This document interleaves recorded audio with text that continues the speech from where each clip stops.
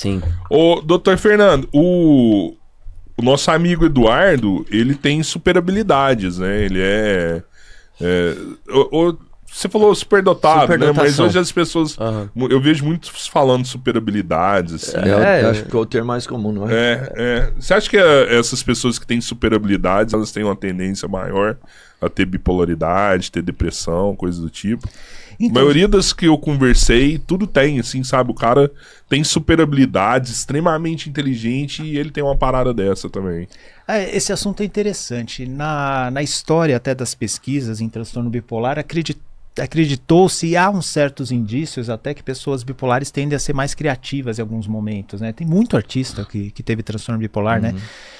Tanto que o Dia Mundial de Conscientização sobre Transtorno Bipolar tem a ver com Van Gogh. Que o Van Gogh, ele tinha transtorno bipolar. Caraca. Gosto muito do Van Gogh, aliás, cara. Tem vários quadros dele lá em casa.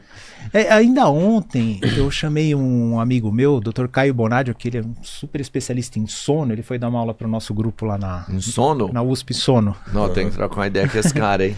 Um dia, se você quiser, eu trago ele aí. Ele conta várias curiosidades sobre sono, né? E ele pôs lá um quadro de Van Gogh para a gente discutir. E especula-se muito que traços... que na época do Van Gogh não tinha tratamento para transtorno bipolar, né? O primeiro tratamento eficaz que até hoje é usado para crises no transtorno bipolar foi o eletroconvulsoterapia, o eletrochoque, que é a década de 30, né? E aí o lítio, que foi outra medicação do transtorno bipolar, década de 50. Então o Van Gogh viviam sem tratamento, então internava e tinha aqueles tratamentos primitivos lá da época, né? Alguns tipos de banho frio, coisas do tipo, sangrias, né? Então era um horror. Então ali, na verdade, a pessoa internava para ser contida no sanatório, e muitos dos quadros ele pintava no sanatório, né? Caramba. Aí isso aí acabava aparecendo lá nos quadros, né? Uma coisa bastante interessante. A lenda do Noite Estrelada, né? Esse mesmo. Mano, é foda a história desse quadro aí, mano. Muito da hora. Que é um quadro que mistura noite e dia, né? No mesmo quadro. Aí você fala que tá de noite, mas tá um sol, mas tá nitidamente de noite aqui, né? Tem uma parada nesse quadro que faz ser o meu quadro favorito, né? Que diz a lenda, né, pelo menos, que ele pincela sentindo o vento na pele. Porque, tipo assim, tá ligado que o céu lá é todo ondulado? Todo ondulado, Então, diz a lenda que ele tava nesse sanatório aí com uma crise de ansiedade, e dizem que uma das únicas maneiras de fugir da ansiedade é vivendo o momento presente. Então ele se concentrou no movimento que o vento tava fazendo pra viver o momento presente enquanto ele pintava aquele quadro, tá ligado? Deu pra sacar? Mano, muito louco.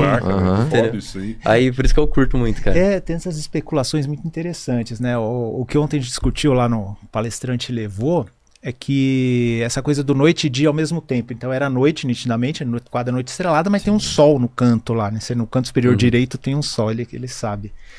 E especulava-se que ele estava com sensações conflitantes ao mesmo tempo, portanto ele estava num quadro chamado estado misto, que eu não comentei aqui. Estado misto é quando que é o pior quadro que existe. Que é quando mistura a depressão, a pessoa está em depressão, mas está muito acelerada. É um horror. É que nem um carro que está com... Você está com o pé 100% no acelerador e na embreagem ao mesmo tempo, sabe? É um horror, porque a pessoa, imagina, a pessoa tá com tudo da depressão, tá lá angustiada, triste, disfuncional, desmotivada, mas com a mente acelerada pra caramba, impulsiva. É um horror esse quadro, né? Então, parece que o Van Gogh tinha muitos quadros como esse, e isso reflete na pintura. Mas respondendo aquela coisa, né? Se a pessoa que tem uma superdotação tende a ter alguma doença, né? Não existe essa relação clara. Mas o que acontece é o que eu relatei aqui e o que ele relatou. Que muitas vezes a pessoa ela pode ser extremamente inteligente. E quando se fala de inteligência, não é que a pessoa é um Einstein da vida. É que assim, a pessoa, para aquele ambiente que ela está, para aquele contexto, ela está mais desenvolvida que as outras que estão ao redor, pelo menos do ponto de alguns aspectos cognitivos. Vamos colocar nesses termos. Não é que a pessoa é melhor ou... Inclusive na vida adulta tende a nivelar. É curioso isso, né? O mais burro tende a ficar um pouco mais inteligente, o mais inteligente tende a nivelar com os outros, né? Lógico, há diferenças na vida adulta, mas são menores do que no desenvolvimento, né? E aí o que acontece? Se essa pessoa ela não tiver um apoio legal, emocional, do ponto de vista emocional, ela pode se desestabilizar. Porque ela tá achando aquilo lá enfadonho.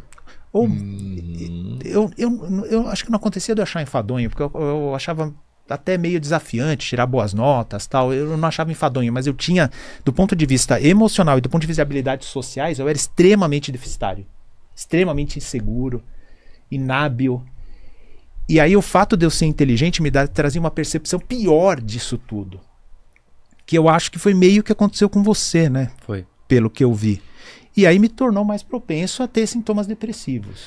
Então, o problema, Rodrigão, não está no fato da pessoa ser inteligente. Inteligência só faz bem, mas está no fato disso não estar em compasso com o ambiente dela. Uhum. Tem algo a mais. Equilíbrio ali, ela tem uma habilidade aqui, mas em outros aspectos também falta. É. E isso pode vir acontecer como aconteceu comigo, com o Eduardo, pode acontecer algumas pessoas achar muito enfadonho o ambiente dela, não ter o estímulo necessário para o desenvolvimento dela, e aquela facilidade que a pessoa tem de aprendizado acaba sendo jogada no lixo, acaba tendo até virando contra ela. Então assim, a gente não pode transformar, né, uma qualidade num defeito. Ser inteligente é uma boa qualidade, mas deve ser bem aproveitada, e a gente tem que cuidar dos outros lados, né, de relacionamento emocional junto. E você chegou a fazer uma avaliação para ter esse diagnóstico de superabilidades, assim? Não. Nunca fez?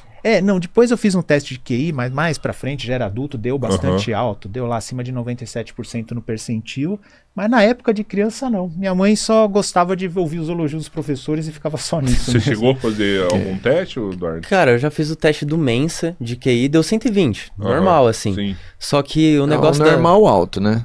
Mas... Normal alto, Normal Só alto, que normal é 100, né? Só que, tipo, a característica que chegou na superdotação foi uma psicóloga que conversou bastante comigo e me fez algumas perguntas, como o meu desenvolvimento de alfabetização, né, de aprender, tipo, eu aprendi a escrever antes de entrar na escola, por exemplo.